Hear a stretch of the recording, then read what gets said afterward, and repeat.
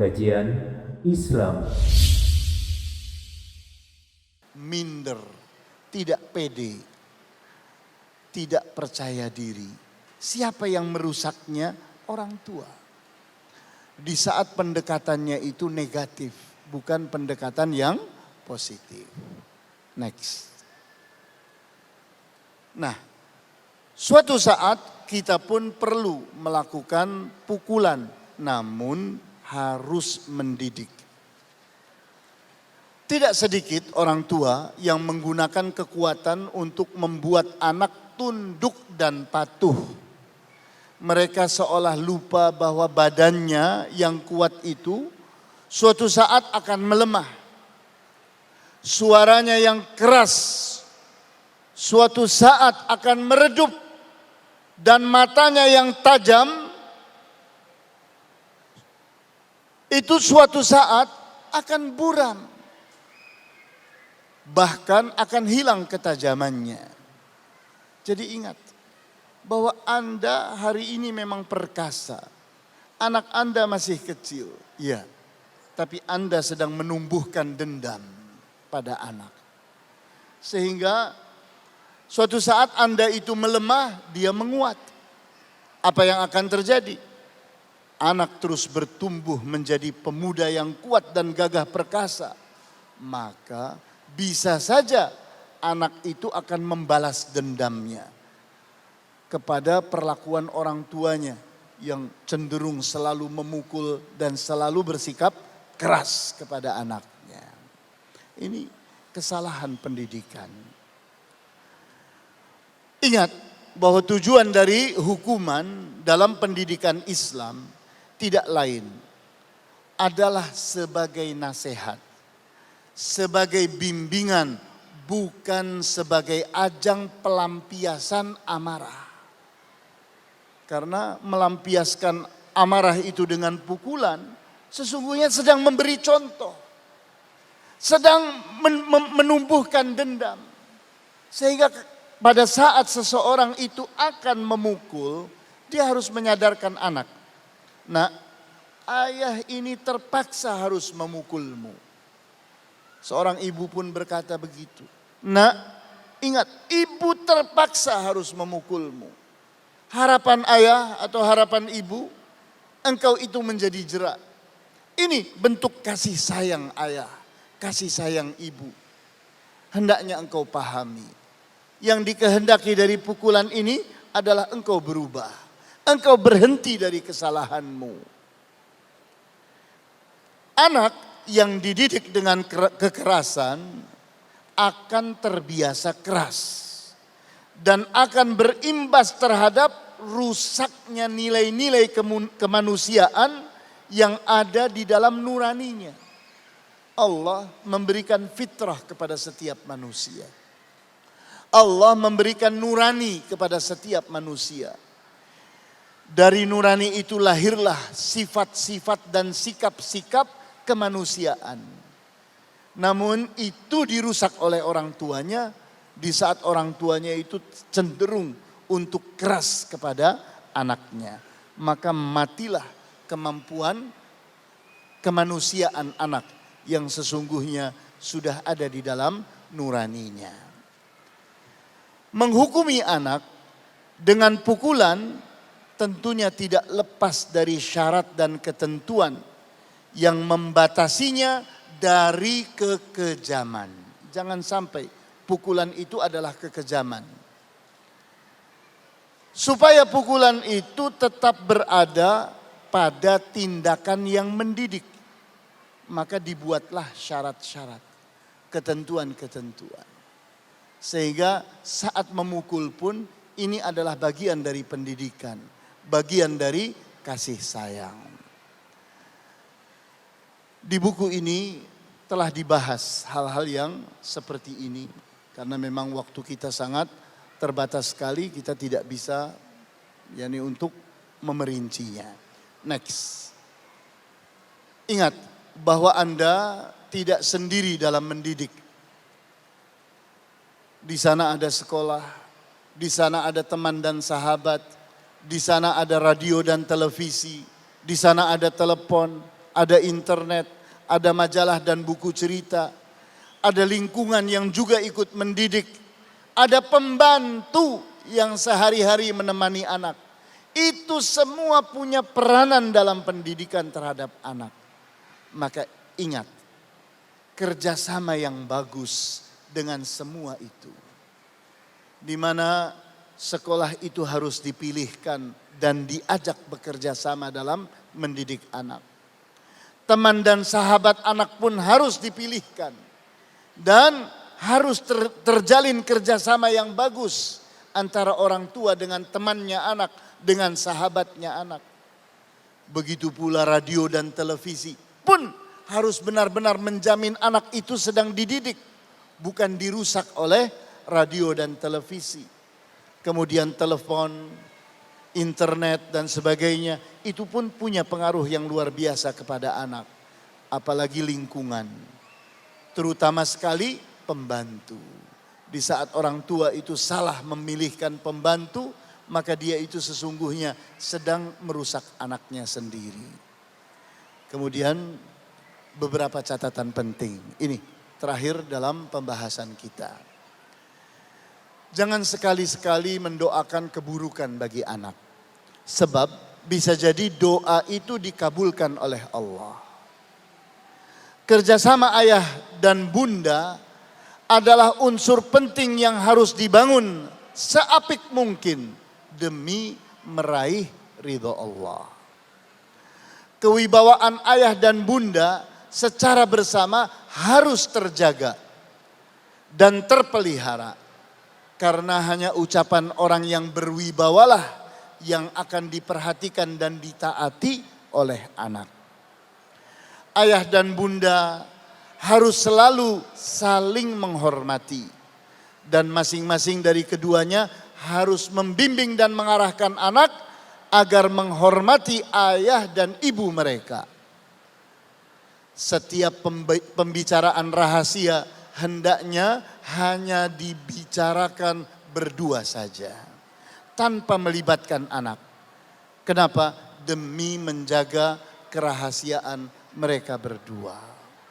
Itulah yang bisa saya bahas dalam kesempatan kali ini. Wallahu ta'ala a'lamu bis-shawab. Assalamualaikum warahmatullahi wabarakatuh. Mau tanya Ustaz, Ya, untuk anak yang itu anak tiri gitu, anak dari istri, dari suami sebelumnya, itu kan pendidikannya kadang kita mau kasih konsekuensi itu canggung gitu. Dan suruh sholat sulit gitu ya. Kemudian setelah kita kasih peringatan, kasih konsekuensi, tapi hubungan kita malah jadi nggak bagus dengan anak itu padahal dia bukan anak kandung kita.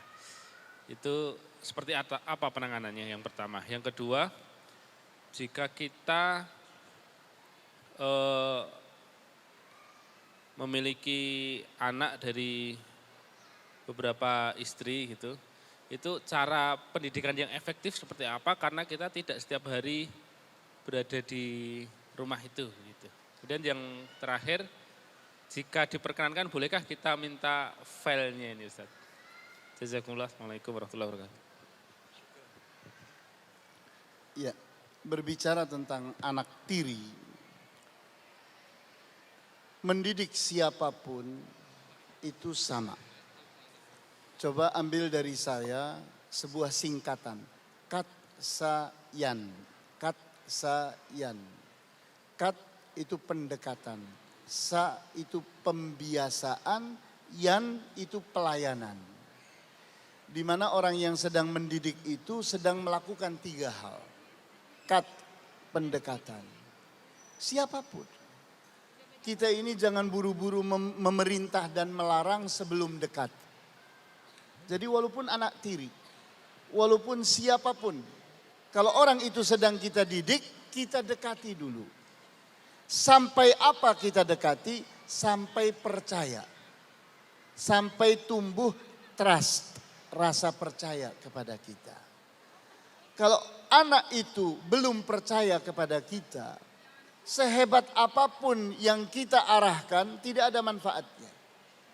Kenapa? Karena dia belum percaya. Jadi kepercayaan itu harus dibangun. Membangun kepercayaan itu dengan pendekatan. Sudah, yang kedua yaitu pembiasaan. Di mana mendidik itu adalah membiasakan. Kita tanamkan nilai-nilai kebaikan, nilai-nilai kebenaran, nilai-nilai manfaat dalam bentuk kebiasaan-kebiasaan untuk menjadi kebiasaan baik, kebiasaan yang bermanfaat, kebiasaan yang benar terus.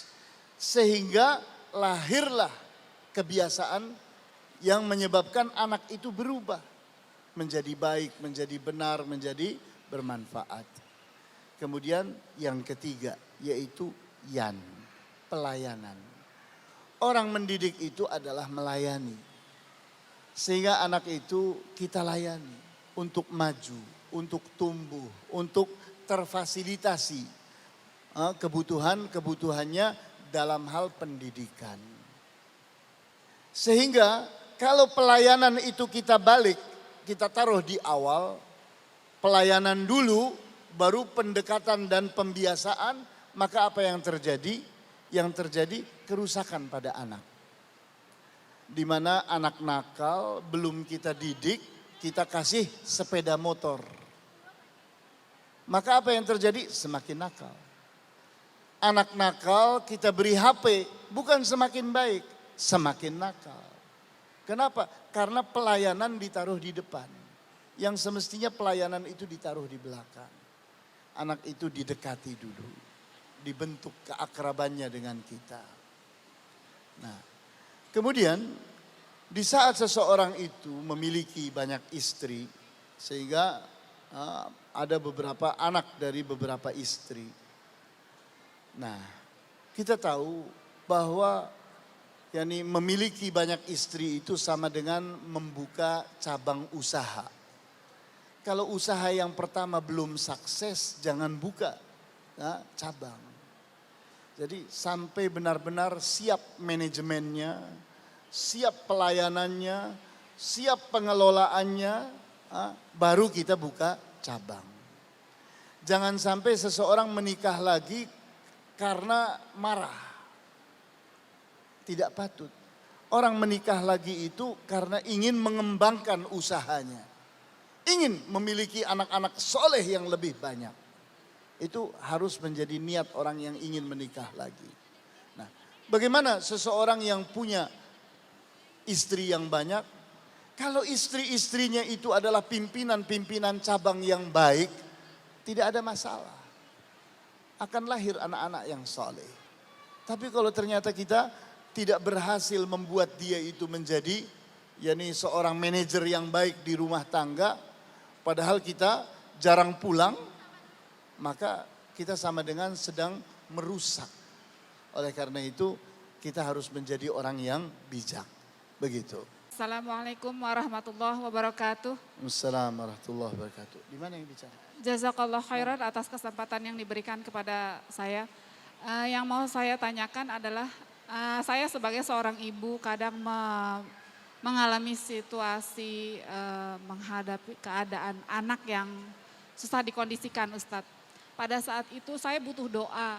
Doa apa yang pas khusus untuk meredam emosi saya gitu sebagai ibu. Kadang saya tuh baca doa, ya Allah saya minta tolong diberi kesabaran.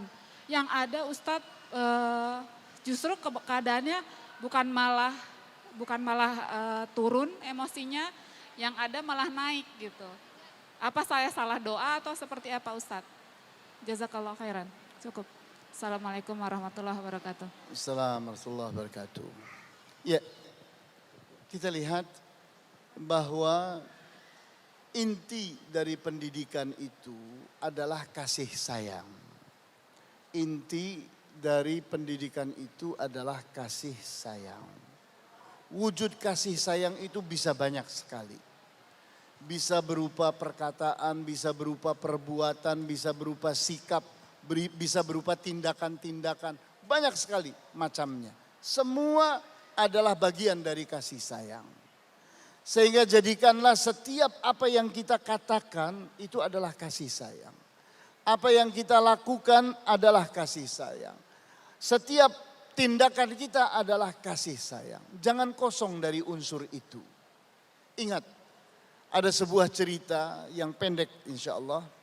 Bagaimana ada seorang menteri di hadapan seorang raja yang kejam. Raja ini setiap ada orang berbuat salah, maka dia telah menyiapkan sebuah sel yang berisikan anjing-anjing yang ganas. Sehingga orang yang salah itu akan dilemparkan ke dalam sel itu, sehingga habislah orang itu dikoyak-koyak oleh anjing yang ada di dalam sel. Suatu saat ada seorang menteri berbuat kesalahan. Dia dipanggil oleh raja. Setelah sampai di hadapan raja, raja pun bertanya, "Engkau tahu kenapa engkau dipanggil?" "Ya, aku tahu." "Engkau tahu apa hukumannya?" "Ya, aku tahu bahwa aku akan dilemparkan masuk ke dalam sel anjing." "Baiklah, siaplah engkau akan aku lemparkan ke dalam sel anjing." "Begini Tuan Raja, aku ini menteri, telah berbakti di istanamu 20 tahun. Aku hanya punya satu permohonan. Berikan aku tunda 10 hari. 10 hari saja. Nanti setelah 10 hari itu selesai, aku akan datang kembali menghadap kepada Tuan Raja. Dan silahkan aku dihukumi." "Baiklah, aku tunda engkau 10 hari. Maka pergilah menteri itu menuju ke sel yang di sana ada anjing-anjing yang ganas. Dia pun berkata kepada para pawang anjing itu, pawang anjing, engkau kenal aku?" "Ya." "Engkau menteri, kami kenal engkau." "Baik, aku ini diberi waktu oleh raja 10 hari. Aku ingin berada bersama kalian 10 hari. Ingin membantu kalian mengurusi anjing-anjing ini. Bolehkah?" "Boleh."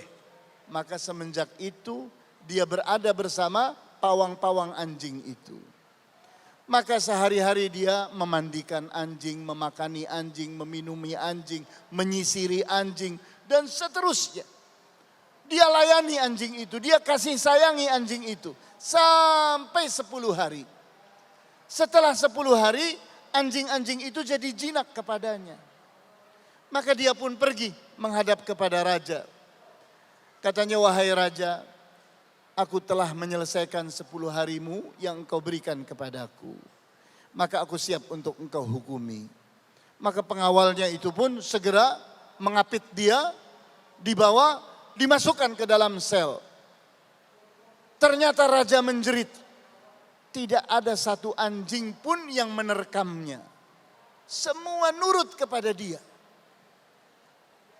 Menjeritlah raja, "Ada apa dengan anjing-anjingku yang ganas?" Maka si menteri ini bilang, "Wahai raja, aku selama 10 hari mengasihi dan menyayangi mereka. Hari ini mereka membalas aku dengan kasih sayang mereka." Menangislah raja, maka membebaskannya dari hukuman. Jadi kasih sayang itulah yang paling efektif untuk merubah, untuk mendidik. Jangan pernah kita itu berhenti dari kasih sayang. Maka tadi saya sudah utarakan bahwa kasih sayang itu wujudnya ada 2. Empati dan simpati. Anak kalau lagi baik, kita bersimpati kepadanya. Kalau anak lagi buruk, kita berempati kepadanya. Anak kalau lagi benar, kita bersimpati kepadanya. Kalau dia salah, kita berempati kepadanya. Anak kalau lagi bermanfaat, kita bersimpati kepadanya. Kalau anak itu lagi berbahaya, kita berempati kepadanya. Jadi tidak pernah berhenti kita ini dari kasih sayang sepanjang waktu. Ini yang akan merubah anak. Begitu, wallahu a'lam. Ini ada anak yang sering buat masalah di sekolahnya dan sering iseng. Jadi sering berantem ke temennya suka dijedotin katanya Ustaz. Nah ini bagaimana supaya anak yang semacam ini menjadi anak yang baik? Terima kasih. Ya, anak nakal itu dimulai dari kecil namanya nakal. Kalau sudah besar orang jahat. Jadi berubah namanya ini nakal, yang itu jahat. Dari mana dimulainya kenakalan? Dari kurangnya perhatian orang tua dan para pendidik. Kenapa? Ingat bahwa kenakalan itu adalah sikap gila perhatian. Kenakalan itu adalah sikap gila perhatian. Sehingga anak nakal itu adalah anak yang sedang bermanuver, sedang bikin ulah untuk mendapatkan perhatian. Sehingga orang yang pandai mendidik akan menangkap persoalan. Oh, anak ini gila perhatian. Maka berilah perhatian yang besar kepada anak itu.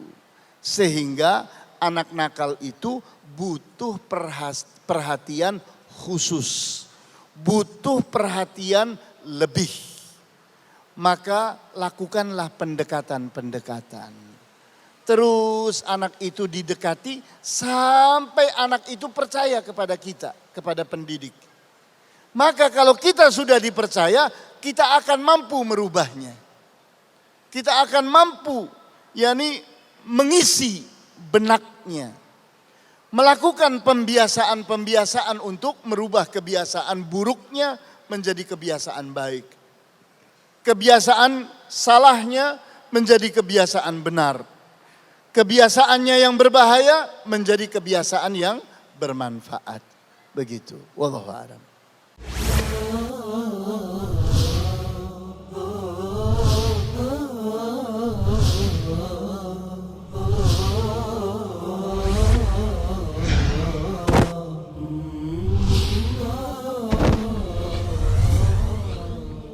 Kajian Islam.